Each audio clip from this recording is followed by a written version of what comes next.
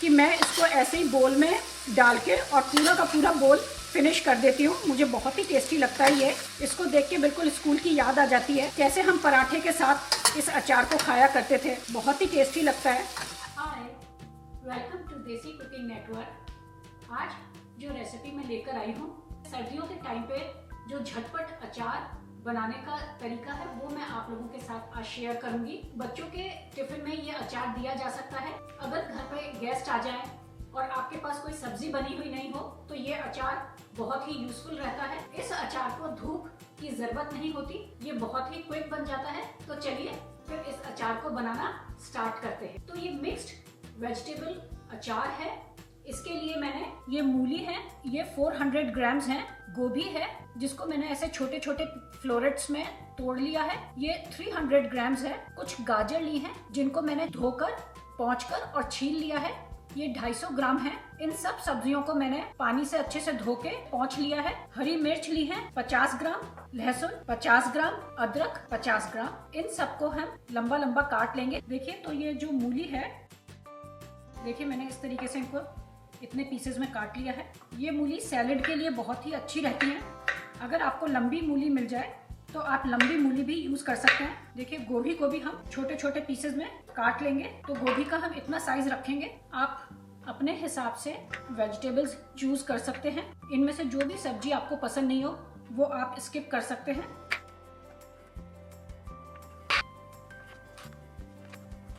अब मिर्च को भी हम इस तरीके से 2 हिस्सों में काट लेंगे और बीच में से भी इसको ऐसे करके एक मिर्च के 4 हिस्से कर देंगे। अगर आप कम स्पाइसी खाते हैं तो आप मिर्च की अमाउंट घटा भी सकते हैं। देखिए मिर्च हमने पूरी काट ली है। अब हम अदरक को भी इसी तरीके से काट लेते हैं।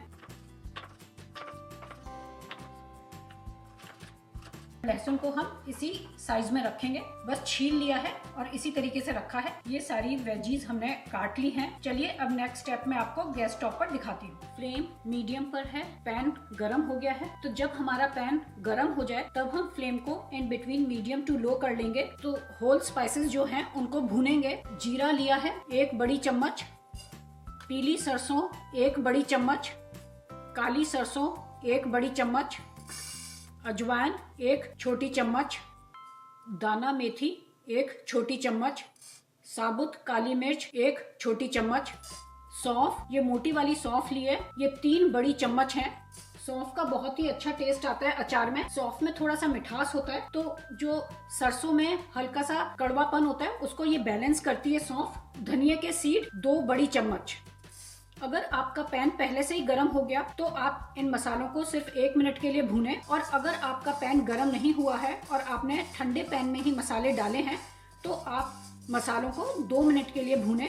हल्का सा ही भूनना होता है इनको। मेरा पैन क्योंकि गर्म हो गया था, मैंने उसको गर्म करने के बाद इन होल स्पाइसेस को पैन में डाला है, इसलिए मैं इनको सिर्फ 1 मिनट के लिए ही भूनूंगी। इनको भूनते हुए 1 मिनट हो गया है। इनमें से बहुत अच्छी खुशबू भी आनी स्टार्ट हो गई है। ये बिल्कुल ठंडे हो गए हैं। अब हम इनको दरदरा कूट लेंगे। तो मैं थोड़ा थोड़ा करके ऐड कर देती हूँ। आप चाहें तो आप इसको ग्राइंडर में भी कर सकते हैं, मगर मैं इसमें इसलिए कर रही हूँ जिससे कि इनका बहुत पाउडर नहीं बन जाए। देखिए मैंने इस तरीके का इसको दरदरा कूट लिया है। अब इसके अंदर हम पाउडर मसाले ऐड करेंगे। ये हल्दी 3 छोटी चम्मच। ये जो मैं मसाला बना के तैयार कर रही हूँ साबुत मसालों का और ये पाउडर मसालों का, ये अचारी मसाला है। कोई भी अचार आप बनाएं उसमें आप इसको यूज कर सकते हैं। शलजम मूली का बनाएं या गाजर मूली का बनाएं, गोभी गाजर का बनाएं, सब में ये मसाला बहुत अच्छे से यूज कर सकते हैं और बहुत अच्छा टेस्ट देता है। अगर आप अचारी सब्जी बना रहे हैं तो भी आप ये मसाला यूज कर सकते हैं। कश्मीरी लाल मिर्च 2 छोटी चम्मच, काला नमक 2 छोटी चम्मच, कलौंजी 1 छोटी चम्मच। सारे मसालों को अच्छे से मिक्स कर लेंगे। अब ये हमारा अचारी मसाला तैयार हो गया है। आप इस तरीके से मसाला बना के एक एयर टाइट कंटेनर में भी रख सकते हैं और जब भी आपको अचार बनाना हो आपका ये तैयार मसाला आप यूज कर सकते हैं। आपका काम बहुत क्विक, बहुत अच्छे से हो जाएगा। चलिए अब गैस स्टोव पे चल के मैं आपको नेक्स्ट स्टेप दिखाती हूँ। फ्लेम मेरी मीडियम पर है और इसके अंदर मैं 1 कप सरसों का तेल, मस्टर्ड ऑयल पोर कर दूंगी। ये अचार सरसों के तेल में ही बहुत अच्छा टेस्ट देता है, तो आप इसको सरसों के तेल में ही बनाएं। इसको हम तब तक मीडियम फ्लेम पर पकाएंगे जब तक इसके अंदर से हल्का सा धुआं आना स्टार्ट नहीं हो जाएगा। सरसों के तेल को पकाना बहुत जरूरी होता है, जिससे कि उसके अंदर जो एक कसैलापन है वो खत्म हो जाए। देखिए हमारा सरसों का तेल अच्छे से पक गया है, इसमें धुआं आना स्टार्ट हो गया है। अब फ्लेम को हम लो कर देंगे और इसके अंदर 1 टीस्पून हींग ऐड करेंगे। मेरा हींग बहुत ज्यादा स्ट्रॉन्ग स्मेल का नहीं है, इसलिए मैंने 1 टीस्पून लिया है। अगर आपका ज्यादा स्ट्रॉन्ग स्मेल का हो तो आप थोड़ा कम कर दें। अब हम इसके अंदर सारी सब्जियां ऐड करेंगे। गोभी, गाजर, मूली, लहसुन, अदरक, मिर्च, सारी सब्जियां ऐड करने के बाद फ्लेम को हम हाई कर लेंगे और 1 मिनट तक सब सब्जियों को इसके अंदर पकाएंगे तेल के अंदर। हमको सब्जियों को गलाना नहीं है, हम चाहते हैं कि इसका जो एक क्रंच है सब्जियों का वो मेंटेन रहे। तो सिर्फ 1 मिनट के लिए हम इनको हाई फ्लेम पर इस तरीके से पकाएंगे जिससे कि तेल की इन पे अच्छे से कोटिंग हो जाए। मैं साल में 3-4 बार ये अचार ज़रूर बनाती हूँ। आपको कौन सा अचार पसंद है आप मेरे साथ शेयर करिए। मैं कभी इसको शलगम के साथ बनाती हूँ, कभी मूली गाजर के साथ बनाती हूँ, अलग अलग तरीके से बनाती हूँ। तो आप किस तरीके से बनाते हैं मेरे साथ शेयर करिए। अगर आप इस तरीके से अचार बनाएंगे, इंस्टेंट अचार, उसको एयर टाइट कंटेनर में भरकर आप फ्रिज के अंदर रख दें, वो 1 महीने तक भी खराब नहीं होगा। और अगर 1 साल तक अचार रखना चाहते हैं तो जब आप सारी सब्जियों को धोकर छीलकर उनको 1 से 2 दिन घर के अंदर ही फैन की हवा के अंदर आप उनको एयर ड्राई कर लें, जिससे कि उनका मॉइस्चर थोड़ा रिड्यूस हो जाएगा। और फिर पूरा प्रोसीजर सेम है जैसे ये इंस्टेंट अचार का मैंने आपको प्रोसीजर बताया है, उसी तरीके से आप लंबे टाइम के लिए अचार रखना चाहते हैं उसका और इंस्टेंट अचार का बनाने का तरीका बिल्कुल सेम है। तो आप इस तरीके से बनाएं। अगर आप लंबे टाइम के लिए 1 साल के लिए अचार बना के रखना चाहते हैं तो जब आप उसको कंटेनर में डालें तो कंटेनर को 3-4 दिन धूप जरूर दिखाएं, जिससे कि उसकी ह्यूमिडिटी कम हो जाए, निकल जाए और अचार की शेल्फ लाइफ बढ़ जाए। इंस्टेंट अचार में ये स्टेप करने की जरूरत नहीं होती है, आप इसको डायरेक्ट फ्रिज में रख सकते हैं और 1 महीने तक एंजॉय कर सकते हैं। इसको ज़्यादा गलाना नहीं है, इसका क्रंच मेंटेन रहना चाहिए। 1 मिनट हो गया है, इसके अंदर हम 3 टीस्पून नमक ऐड करेंगे। 2 टीस्पून हमने जो सूखे मसाले बनाए थे उसमें काला नमक लिया था, तो टोटल हमने 5 चम्मच नमक लिया है। अचार में नमक की अमाउंट ज़्यादा ही जाती है। नमक को सारी सब्जी में अच्छे से मिक्स कर देंगे। अब ये जो अचारी मसाला हमने बना के तैयार किया था, ये सारा का सारा मसाला मैं इसमें डाल दूंगी। मसाला डालने के बाद आप इसको 1 मिनट तक और पकाएं, जिससे कि मसाला सारी सब्जियों में अच्छे से मिक्स हो जाए।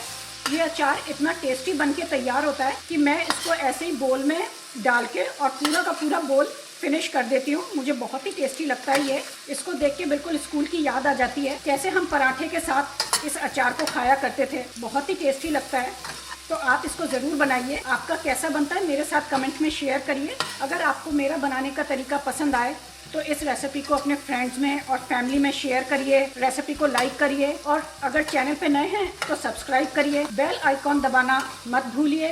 1 मिनट हो गया है मसाले डाल के भूनते हुए, अब हम फ्लेम ऑफ कर देंगे। अब इस अचार के अंदर, जिससे कि इसकी शेल्फ लाइफ बढ़ जाए और इसमें थोड़ा सा हल्का सा खटास भी आ जाए, मैं विनेगर यूज कर रही हूँ। ये 3 टेबलस्पून है। वैसे तो खटास जो हमने सरसों यूज करी है उससे भी आता है और विनेगर से भी आता है। विनेगर एक प्रिजर्वेटिव का काम करता है। विनेगर डालने से ये जल्दी से खराब नहीं होता। सारे में हम इस तरीके से मिक्स कर देंगे।